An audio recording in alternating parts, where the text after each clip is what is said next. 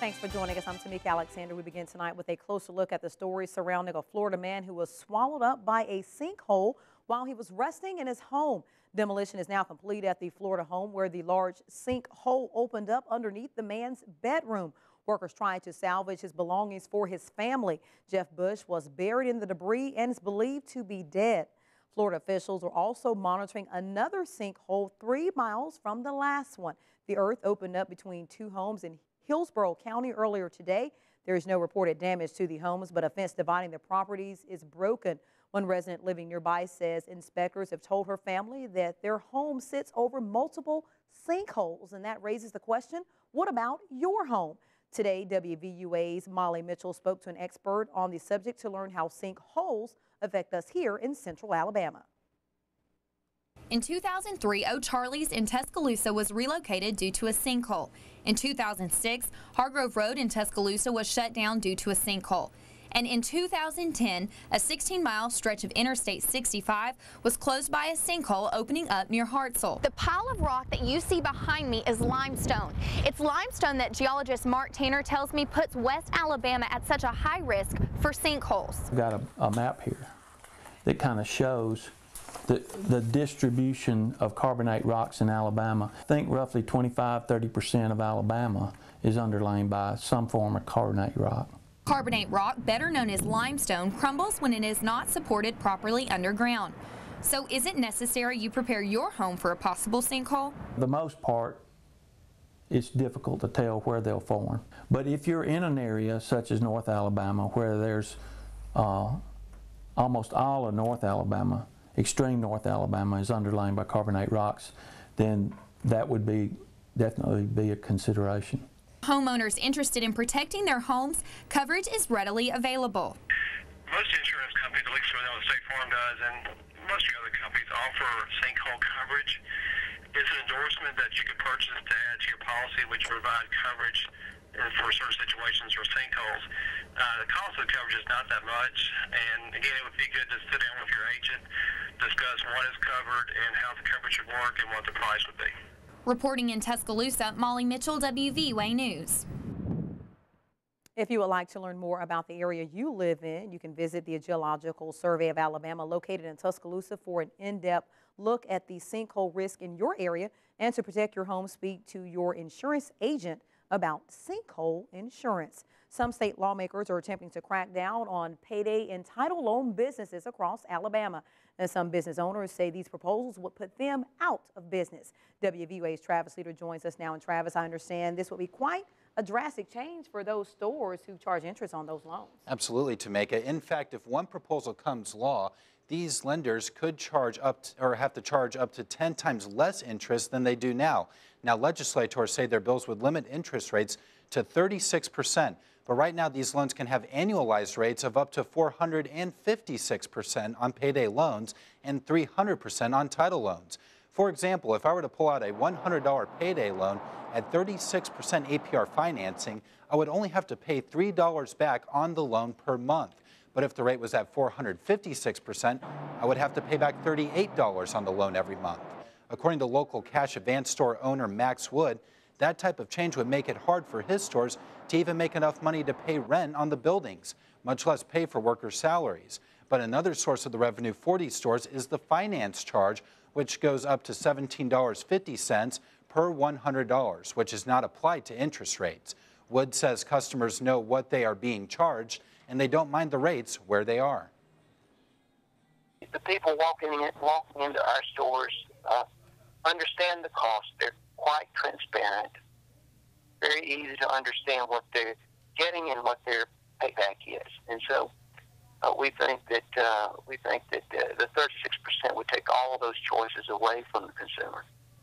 Now, some state lawmakers are speaking out on the issue. Democrat Ron Scott of Fairfield is in favor of these regulations and says he's optimistic about passage because the bill has the support of many groups, including the SPLC and the AARP.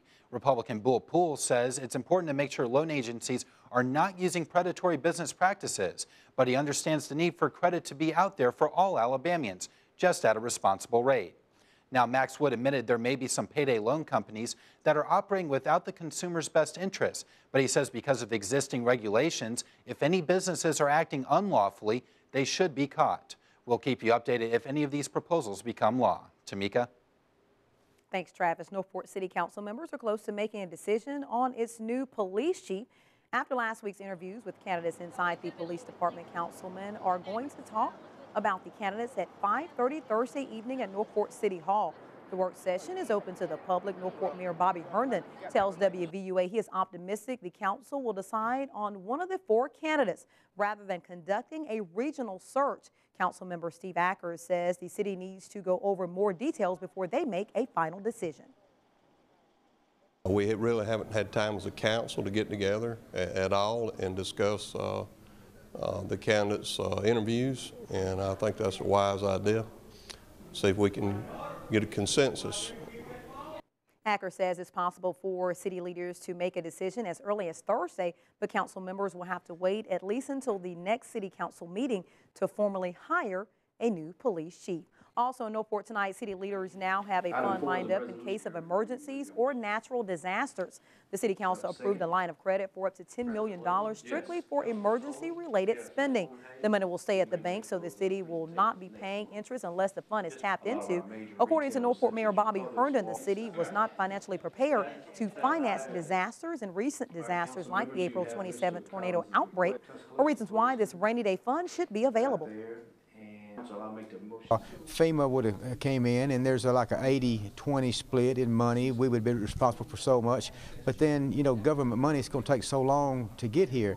We need a fund where we can draw from immediately to take care of immediate needs. Herndon says the city may enact stricter guidelines for using such funds. One idea proposed would require an 80% supermajority approval to spend any of this money. Switching gears to weather, let's get a first check on Alabama's home team forecast. Chief Meteorologist Richard Scott joins us now. Hey, Richard, nice day out there today. Hey, Tamika, very nice weather out there today. Many spots back in the 60s this afternoon. Still that now at 10 o'clock tonight, 62 in Tuscaloosa. We'll have 50s on the board to the east of town. Birmingham, 56, and Gadsden to 55 down to the south. Marion, Linden, and York close to 60 right now, upper 50s to around 60 at this hour. So things are pretty warm tonight. That's a good thing if you've been out and about, if you're tired of the cold weather anyway. But it gets cooler, I think, tomorrow evening. Notice some cloud cover continue to move across the state from the northwest. The storm system is moving our way, and that will arrive during the day tomorrow. So some showers could be possible late tonight and early tomorrow. Here's that bus stop forecast around 7 a.m., around 50 on average. And again, most spots will see that cloudy sky. A few showers going to be around. When will the rain move out? And how about your weekend forecast? Weather is coming up. We've hit the 1-week mark since a woman was found dead inside of her home in the Highlands neighborhood of Tuscaloosa. Since then, Kate Ragsdale has been laid to rest, but there's no suspect in the case. WVUA's Daniel Sparkman joins us live from the newsroom. Daniel, you have a timeline of the past week and what authorities are looking for to solve the case. That's right, Tamika. We're looking back over the events of the past week and trying to put together some kind of timeline of what exactly happened. Now, it all really started to unfold last Sunday, February 24th.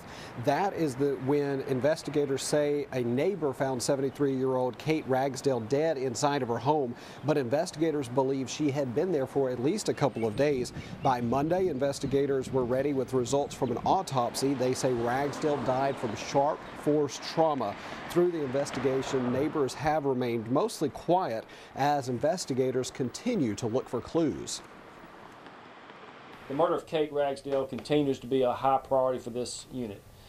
We are still canvassing neighborhoods, speaking with residents, trying to gain as much information as we can about the victim and who frequents that area.